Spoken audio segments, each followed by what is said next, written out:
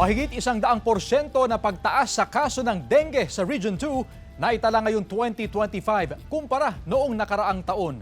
Ang detalye sa report. Sa tala ng DOH Center for Health Development Region 2, mula Enero hanggang May 24 ngayong taon, pumalo na sa 3,389 ang kaso ng dengue sa Cagayan Valley.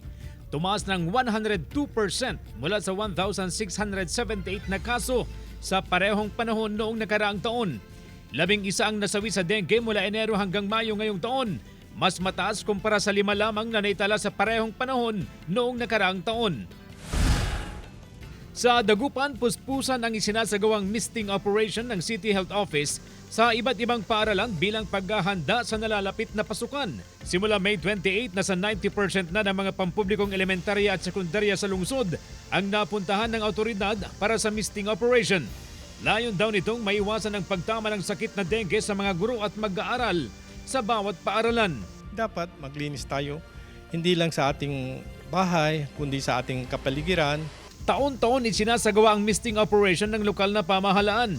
Mayroon naman daw sariling anti-dengue drive ang paaralan para sa malinis at komportableng kapaligiran.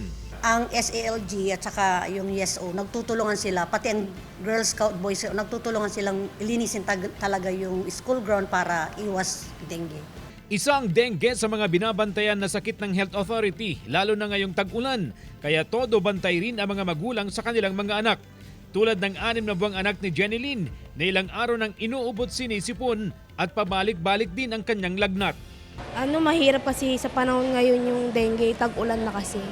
Lalo na po, malapit po kami sa ilog. Kasama si Henry Duminsil, CJ Torida, One North Central Luzon.